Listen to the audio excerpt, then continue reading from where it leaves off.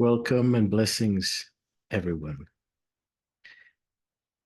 It's the month of August, and here is an update on the different cycles. Some of them very potent and really need wisdom and guidance for proper navigation. To begin with, as we are in the month of Leo, you may know about the Lion's Gate, which happens on the 8th of the 8th, August 8th, and it is recognized as a portal that takes us to another consciousness, to another dimension. And even though it is not immediately associated with astrology, it's more of a numerological reference.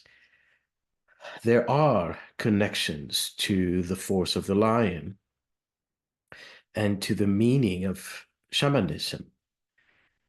In a world where so much is happening on a leadership level, especially now at a time where we are in the hands of tyrants, pretty much, and leaders who are not intimidated and polite about abusing force and abusing their power, understanding about the role of the lion, which has throughout history been associated with power, been associated with victory and prestige and royalty.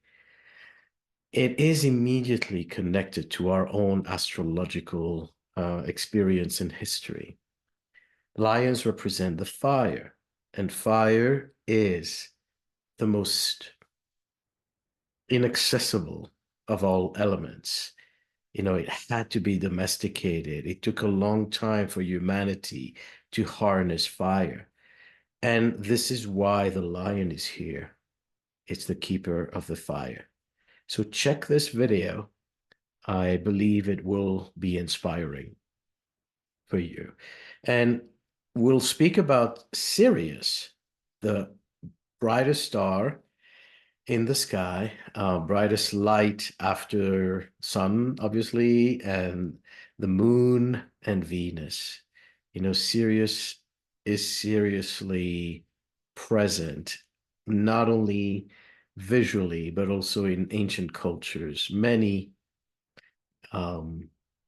indigenous culture recognize Sirius as another, I would say, place of transmission, place of origin.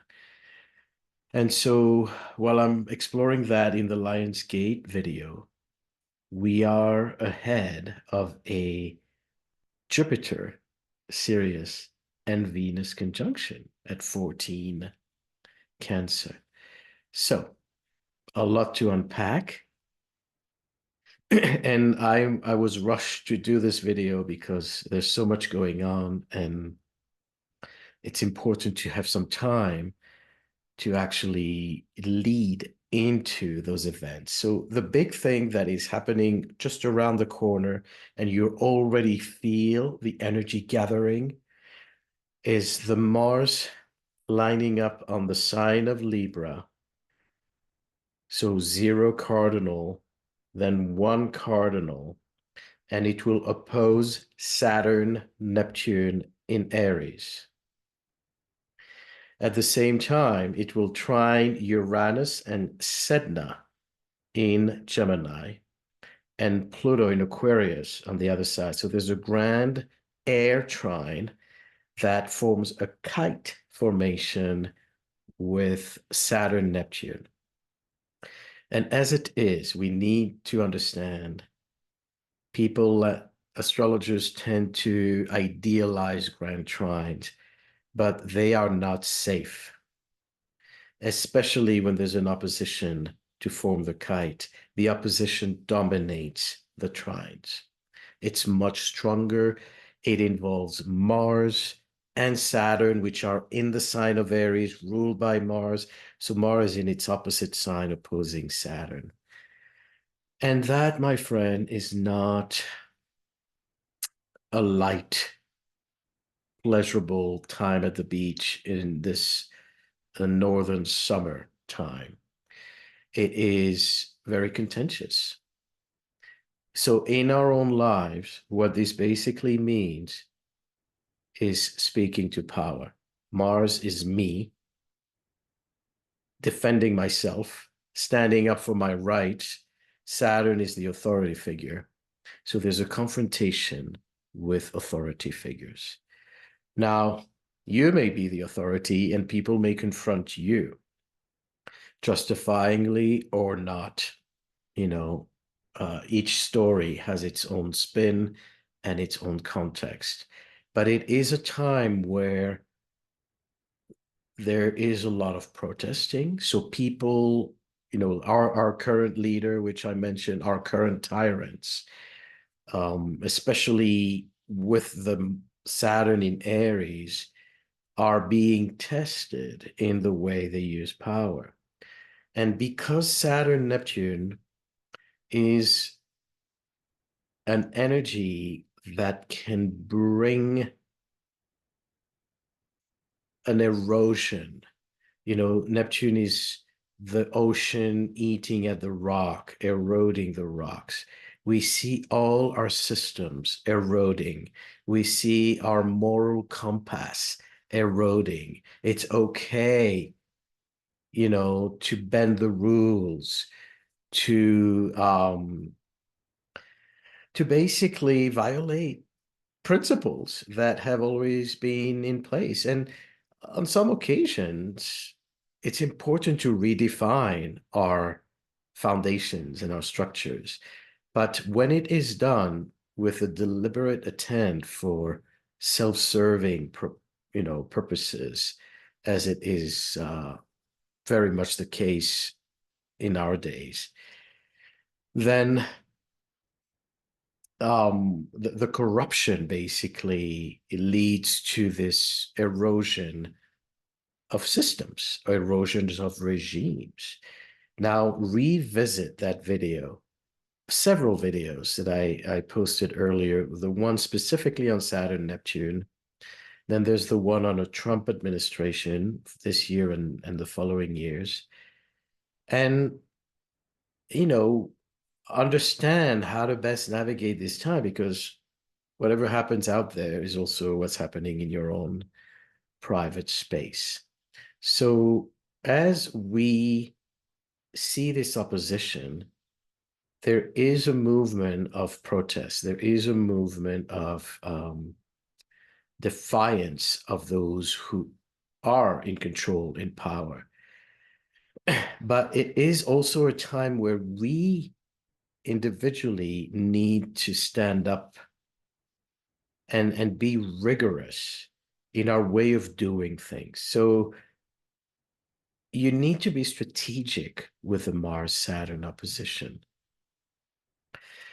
And what this also means is that it's a time for alignment. It's a time for realignment. It's interesting. I've seen over the years that many people who practice rigorous yoga, Kundalini yoga, for example, have strong Mars-Saturn aspects because it's about alignment. It's about bringing the body in the spine, heaven and earth, all that kind of energetic chemistry of Kundalini. And in that sense, it can bring positive results if you are on track, if you're doing the work, if you are rigorous, and if you are courageous. But the risk of misalignment, the risk of abuse of power, the risk of military offense is considerably high. I've spoken about this in previous videos. We risk some kind of, explosion and more confrontations and a risk of war, bottom line. On a personal level, it can be internal wars. It can be a war at work with your employers. It can be parent-child dynamics, power plays or disciplinary actions. But another thing that I want to bring your attention to, and it's not about scaring anyone, it is about caution, prevention. A lot of, the reason for me to do these videos is not just to say, yeah, I anticipated that, but it is to prevent the worst from happening. If we spoke about several events that we anticipated and ended up happening, it's actually a failure on our part, on the part of astrologers, that if we are smart enough, we can use astrology to direct the energy in more productively. So when we have a worst case scenario, it's a failure. I mean, I'm not going to take responsibility for imbecile leaders, but as a collective, I'm want to use this platform and this voice for all of us in our own lives to mitigate, the crisis. So what I'm saying here is that Mars Saturn is volatile, it's militaristic, it is testing our power, our use of power. Speaking about the lion, how do we use the fire? Do we burn the house down, or do we bring light? The second thing is that it's a risk of injuries. Saturn in Aries particularly is very physical.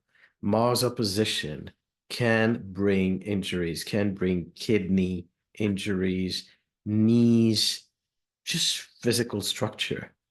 So I would, to be on the safe side, do not push your boundaries physically to a point where you're taking unnecessary risks. I mean, if you injure yourself, there's some kind of karmic release in this injury. So, we can take the higher road and say there's some kind of purging happening here. But if we can avoid, if the universe allows us to be smarter about it and to clear karma in less painful ways, just be smart about how you're going out and about. And it's not the time for rock climbing. It's not. So it's very interesting that when we speak about the Libra Aries, it is very much a power struggle in itself, because Libra at the other, Aries, our ground, our sovereignty. So the signs themselves are signs that represent the need for balance and extremes that can lead to polarization. So you may find yourself also either polarized, in a conflict, in a power struggle, in your relationship, in your intimate relationships, maybe with your in-laws, because Libra has to do with your partner. So the authorities through your partner, your in-laws. Um, and and of course, this can apply to politics as well as personal. The United States has its MC/IC at 1 degree cardinal. So the United States is very much involved with this opposition. And again, when exactly is it? When Mars gets on the 0 cardinal? Is it the exact opposition to Saturn? Is it, a bit later? It's there. It's bubbling up. Now, we speak about Libra and Aries. There are two tyrants who are Libras. One is Netanyahu, the other one is Putin. So they're not on the early cardinal, but as it is with astrology, when a planet moves to a new sign, it affects everyone in that sign, even if it's not exactly on the degree. So this is going to already create an impact on the Gaza situation. on the internal and external Israeli politics, as well as the Russian Ukraine conflict. So as Mars is going to grow into the sign of Libra, it will move off that opposition, but it will activate these two leaders. How so? I'm going to touch on that a little later, but just keep in mind that they are on the map of the Libra Aries axis. Now, as we prepare for that kind of military escalation and tremendous tension, power struggle, standoff, we need to remember why we're doing what we're doing. We need to remember there are two sides to the story. We need to remember that this is a time where structures are eroding, where leaders are, on the one hand, manipulating power, but they're also extremely fragile. So there could also be a collapse of the tower. There could also be a situation where there's a crumbling of some sort. So that can happen politically. It can also happen personally, where you can see, changes in the work situation, a change of leadership at work. And people, who used to be strong suddenly show signs of frailty, of vulnerability. The mighty father who was always on top of his game suddenly is frail, needs help. So there can be a sense that, again, there's some kind of decomposition, some kind of breakdown. And we know some things need to break down as part of the cycle of life, but also as part of the test. If something is out of alignment, if something is abused, it's time for accountability. Now, we're speaking about a possible ceasefire in Gaza, and it is a very critical one because it may not just be an intermediary stage, but more of a final, where are we going with this?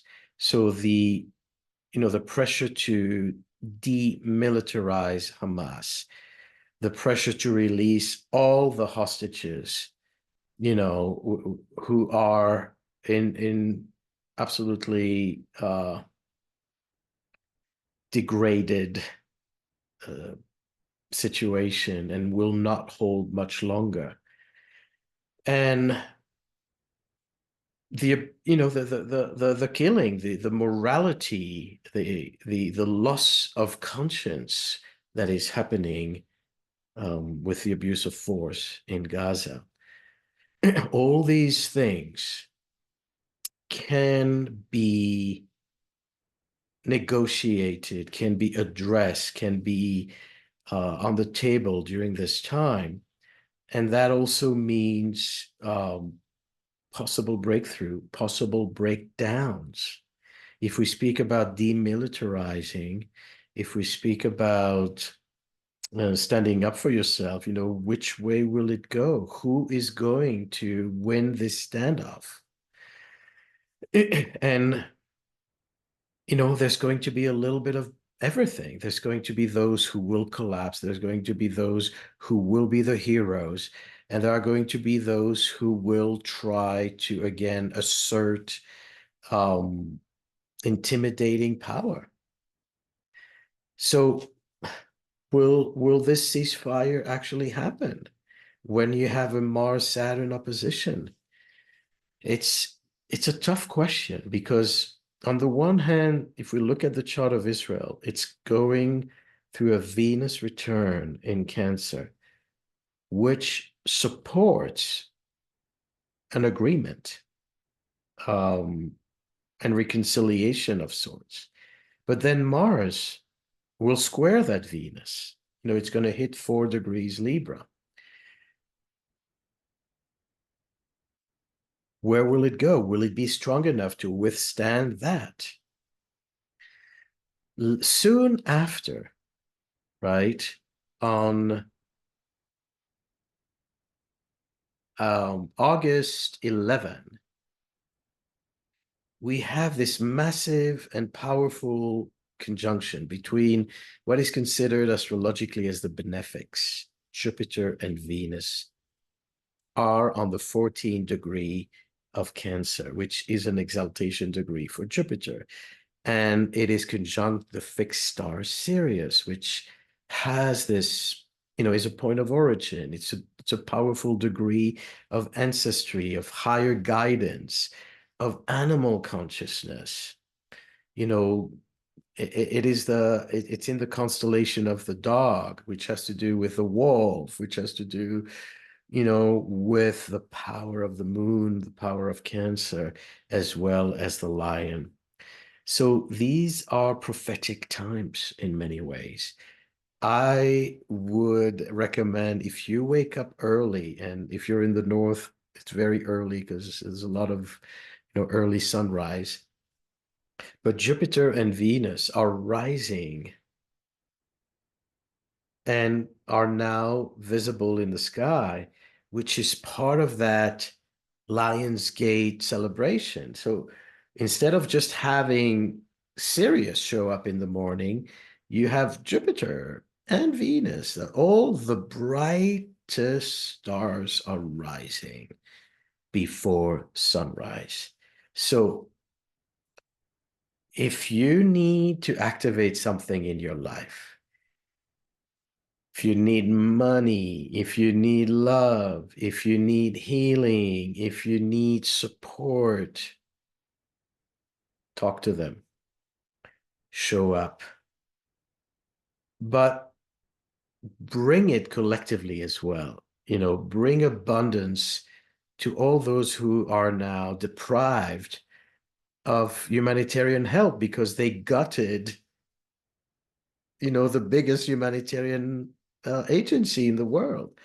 And so many people are in extremely precarious position. And bring peace. If we speak about personal love, think about reconciliation and a greater spirit of togetherness, understanding the Cancerian vulnerability that we all share. One of the things that I highlighted when I did ceremony for the solstice and Jupiter just moved into Cancer is how can we be safe again in this world? How can we establish some kind of security net? All these Cancerian necessities that we need to stay sane. How can we have, a country that can make us feel safe? How can children not have to worry about their parents being sent away, deported, torn from their homes? How can we have children who beg for food, not being shot at? How can we have children, who are in dungeons, in the tunnels, find their way home? So think about the power of finding your way home in this Jupiter, Venus, Sirius, and how your ancestors are welcoming your way home. And I don't mean home in the sky, but home here. Um, how can you have that safety of a home? How can you have good parenting? So a lot of worthy efforts of alignment, of ceremony, of setting intention, and it's all happening simultaneously. So we have, on the one hand, right, this extremely volatile, militaristic, um, standoff between Mars and Saturn and Neptune. And soon after, this pacifying conjunction that can bring a resolution of some sort. Now, the grand trine in air represents alliances. So if there is a military conflict between Mars and Saturn, a strategic conflict, a standoff of sorts, the Uranus and Pluto will immediately kind of reposition who is with who are your allies, who's coming to your support. So it can reconfigure the map that way, even though, it seems like we know who's against who and who's with who. That big configuration, that big kite can change that. If we speak about allies, Israel is losing its allies. There are more and more pressure on the governments to change its policies, to stop the hostilities. So this kind of grand trine in air can also show the growing alliance against Israel to relinquish this kind of power stance.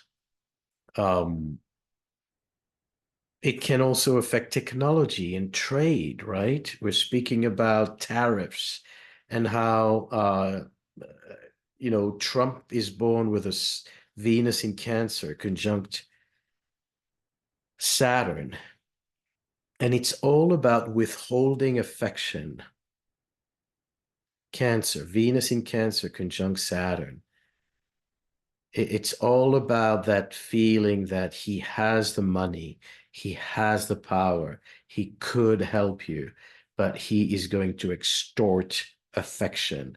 He's going to punish those who are not loyal. And this kind of intimidation is working. And everybody's bending to his will. So when Saturn and Venus came together earlier in April, that's when he came with his Freedom Day and, imposed these high tariffs on everyone and waited for people to come and, lick his boots and beg uh, for relief. And it's true that some of these old alliances needed to be reconsidered, but here it's just, it's a deep psychological pressure that affects global markets that put everybody in a place of insecurity. So these alliances and this grand trine can also show how our markets, how our technology is going to adjust to this change of dynamics. The other thing that we need to pay attention to is if there is a conflict, what is happening with power grids? The risk of overwhelming the grids with AI and with, additional consumption is at risk with Saturn in Aries, Neptune in Aries. So anytime there's friction with Saturn and Neptune, and then the trine to Pluto that has to do with nuclear energy, it has to do with electricity and the ability to power our civilization. All this can show signs of vulnerability and signs where we need to basically strengthen our foundation, find, sustainable uh, power, how to power ourselves sustainably. Now, everyone, these are always dramatic times, dramatic alignments. Remember, again, the intention is to prevent the worst case scenario and to understand what the universe is trying to teach us through this. Some of you may need personal guidance if you feel that you are on the spot, and a private consultation can help you. This is a part of the service we offer. So learning astrology is basically a way to empower yourself, because it's a tool that the universe gives us to not be helpless. Aho. Thank you.